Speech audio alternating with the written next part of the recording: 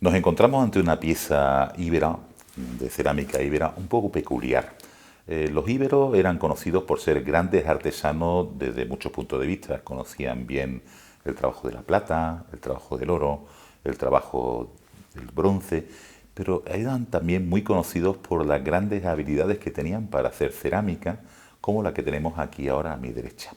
Es una pieza que se conoce con el nombre de urna, no porque en sí contenga restos incinerados o hubiera tenido restos incinerados, que no lo sabemos, sino por el hecho de ser un contenedor de ciertas dimensiones. Esta pieza forma parte de la colección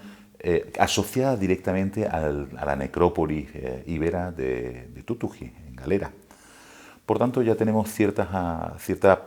apreciaciones sobre su contexto. Casi seguro que evidentemente procedía o formaba parte del ajuar de una tumba, aunque no tengamos ese dato exactamente. Sin embargo, si lo contrastamos con otros datos paralelos que tenemos en paralelo, por ejemplo, la existencia de formas muy parecidas, muy similares, una depositada en el Museo Arqueológico Nacional y otra depositada en el Museo de Galera, observaremos que dentro de esa amplísima variedad de formas, esa amplísima divergencia de formas, de decoraciones, de estilos que presenta la cerámica íbera, sin embargo, por primera vez podemos detectar que sí hay modelos muy estrictos que parecen repetirse de alguna manera. Que sea o no la procedencia de mano de un mismo alfarero, que las tres piezas a las que acabo de hacer referencia sean manos de un mismo alfarero, eso no podemos llegar a determinarlo, porque no tenemos las condiciones necesarias para llegar a conocer exactamente la personalidad de la persona, del individuo que realizó esta pieza hace aproximadamente unos 2.300 o 2.400 años. No obstante, siguiendo el protocolo de lo que de esas otras dos piezas, sobre todo de una de ellas, la que está presente en el Museo Arqueológico Nacional,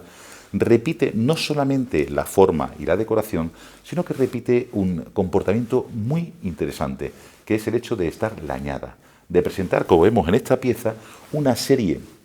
de grapas, normalmente que se realizan en plomo, que lo que hacen es reparar la pieza cuando se ha roto en aquel momento. Igual que nosotros a veces reparamos piezas o se reparaban piezas hace no demasiados años, creándole una serie de grapas de plomo y sellando las uniones que se habían roto previamente con algo de pez o algún tipo de ungüento que consiguiera que la pieza se quedara bastante bien fijada. En este caso, lo que nos está hablando es de la importancia de esta pieza. Si nos retraemos a la otra tumba, al ejemplo que está presente en el Museo Arqueológico Nacional, podremos ver que en realidad este tipo de urnas, que suelen ser relativamente antiguas dentro del mundo íbero, puesto que podrían fecharse aproximadamente en torno al siglo IV, quizás siglo III, o si nos fuéramos un poco más hacia atrás, hacia el siglo V a.C., más o menos,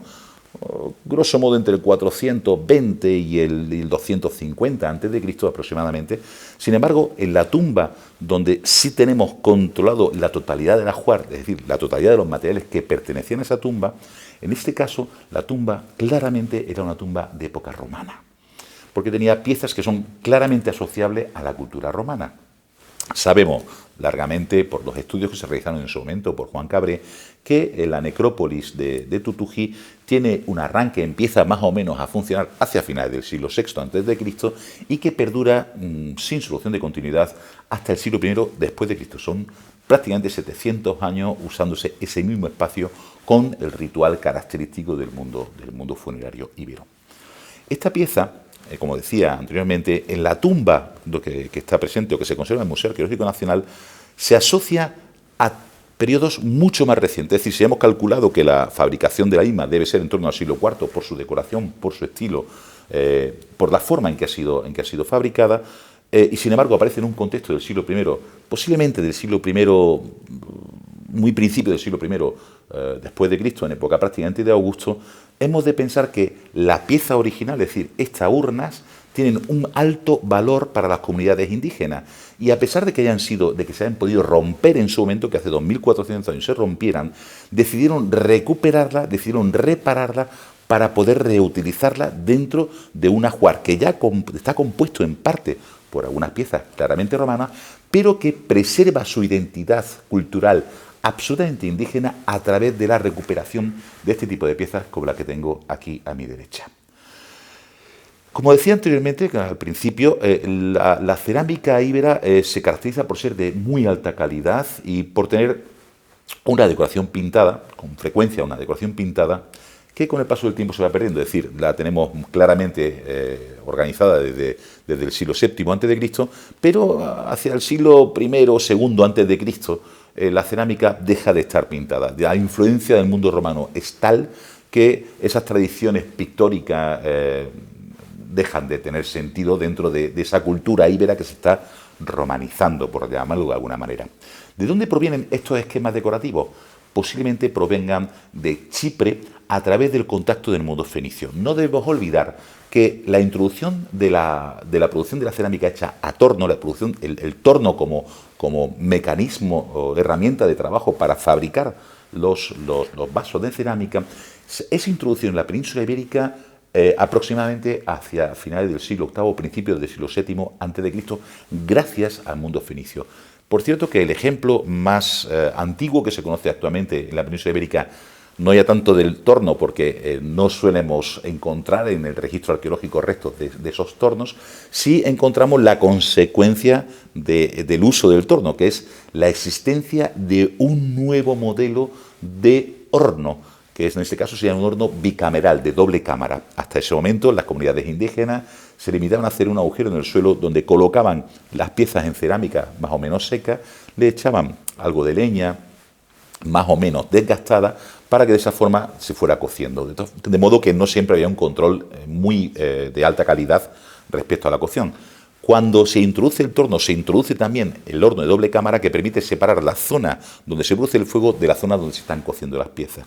El horno más antiguo que conocemos en la península ibérica hasta ahora se encuentra no muy lejos de aquí, en el Cerro de los Infantes del término municipal de Pinos Puente, que es el lugar de la antigua ciudad de Ilurco. De esta forma, a partir del siglo, como decía, a partir del siglo final del VIII, principio del siglo VII a.C., empiezan a introducirse las cerámicas a torno y es el momento en que las comunidades indígenas hacen suya esa nueva tecnología y la desarrollan a unos niveles extraordinarios. Si pudiéramos comparar, por ejemplo, hay una forma que viaja prácticamente por todo el Mediterráneo, fabricada por distintas culturas, etruscos, masariotas, itálicos, sículos, etcétera, que es el ánfora. El ánfora, que es el material por definición que sirve para transportar aceite, vino, higos, salazones, etcétera, a lo largo de todo el Mediterráneo. Bien, pues si comparásemos las calidades de las ánforas de estas distintas proveniencias que decía anteriormente, Etruria, Marsella, el resto de Italia, la Magna Grecia, Sicilia, etcétera, veremos que las ánforas de origen ibérico son extremadamente finas, están hechas con muchísima mejor calidad, están mucho mejor acabadas y tienen un índice de temperatura de cocción bastante más elevado, lo que lo hace una pieza de una terminación realmente extraordinaria.